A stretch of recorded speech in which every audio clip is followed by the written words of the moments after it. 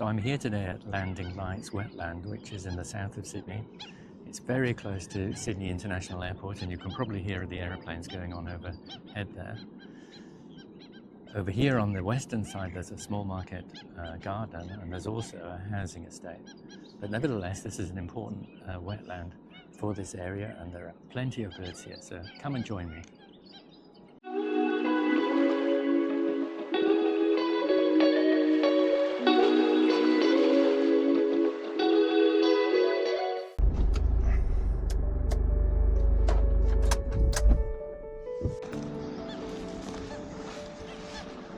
I'm at the water's edge here. I'm going to set down my chair. I'm going to wait for the dawn. I can see that there's a number of stilts around already, and when I first came I think there were some spoonbills.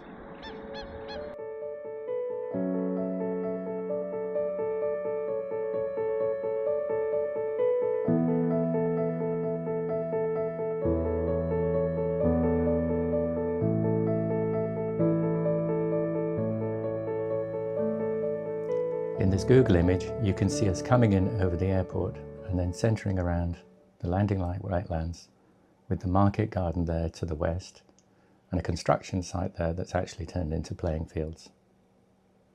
So that's dawn just there, and there are lots of stilts all around me. In fact, I read in the eBird account that there's around 30 stilts. I think I can see that. Let me just try and count them. 1, 2, 3, 4, 5, 6, 7, 8, 9, 10, 11, 12, 13, 14, 15, 16, 17, 18, 19, 20, 21, 22, 23, 24, 25, 26, 27, 28, 29, 30, 31, 32, 33, 34, 35, 36, 37, 38, 39, 40, 41. So without moving from my chair, there's 41 stilts. That's amazing. So we're just after dawn and they're just beginning to wake up. And really my target for today is to try and get the stilts in a different position. You know, they're beautiful birds.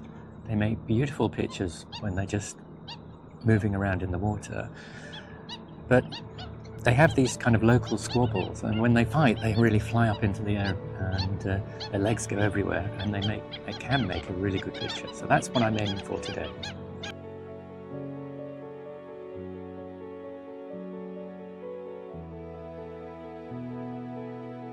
These pied stilts at Landing Lights are sedentary. When you look at eBird, you can see that there's records of them all throughout the year. If we look at the Australian Bird and Bat database, for pied stilts, the average distance travelled is only 47 kilometres. Having said that, there are migratory populations, and the maximum distance that a pied stilt has travelled is 1,748 kilometres, so they can move if they need to.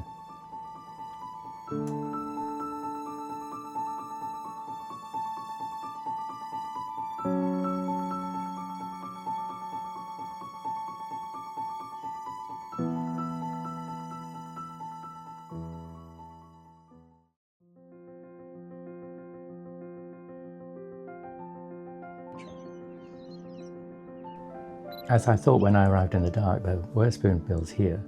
They're feeding in the lagoon just behind me. So, just like the stilts, the royal spoonbills are considered to be relatively sedentary birds, and the eBird record shows that spoonbills can be seen at Landing Lights right throughout the year. It's really funny to watch them sifting across the mud, just trying to get crustaceans and small fish.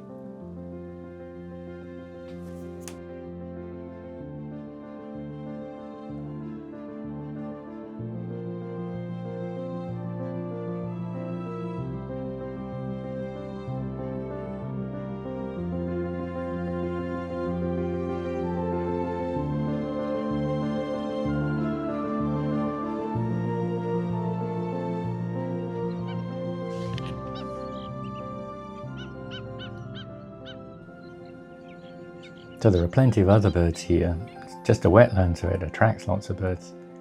Here we can see an ibis, so they have a poor reputation. Mostly we see ibises in the city digging around in bins, but here you can see it in its natural environment. One of the most common ducks around here is the chestnut teal, and you can see a female in the middle and then a couple of males on either side of her. And these teal are found along the seaside and in any wetland around the Sydney area. On the morning I was there, I was lucky enough to see a couple of sharp-tailed sandpipers.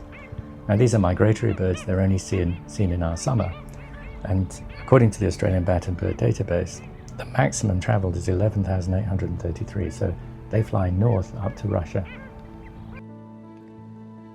On the other side of the bank I saw a couple of galas, so these are really sweet little birds. Always, or pretty much always, you see them going round in pairs.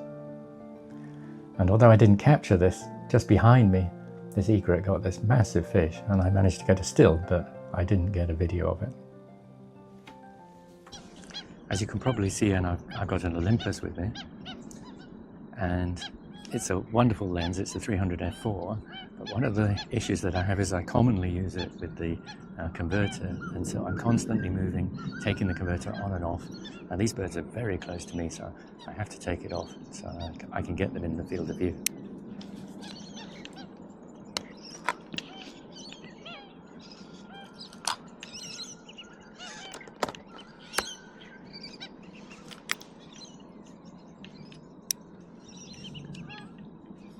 And you get quite good at it after a while.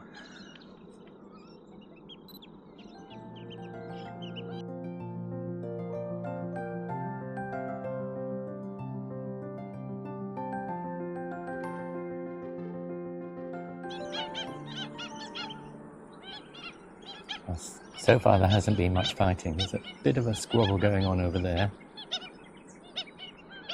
but they're relatively quiet.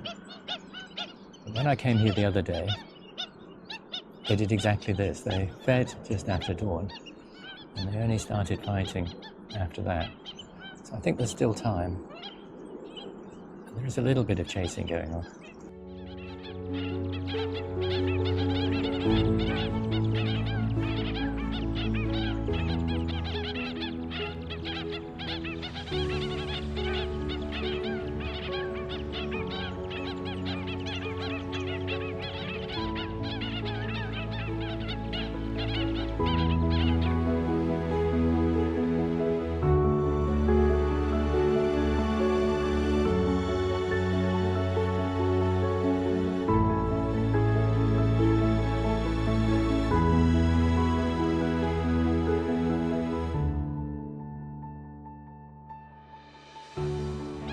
So one of the other birds I come here to see is the Cisticola.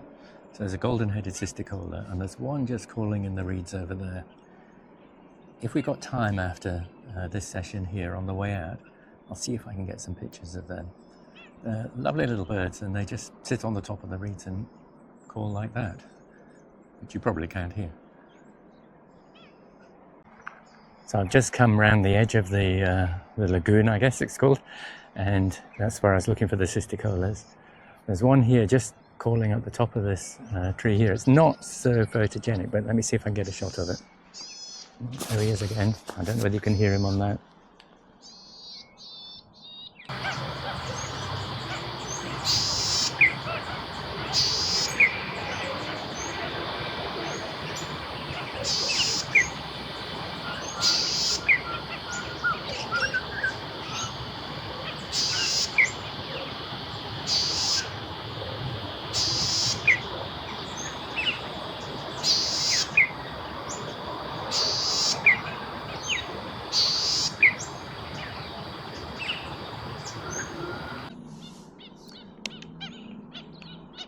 Well, it's been great to be here with the birds.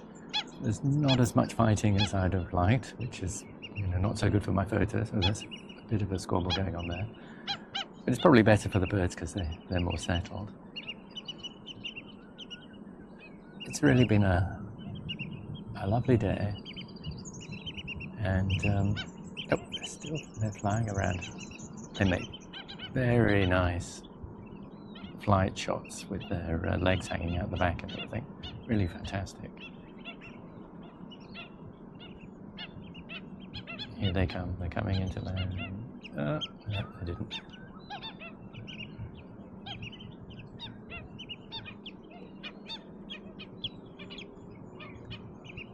But yeah, they're really lovely birds.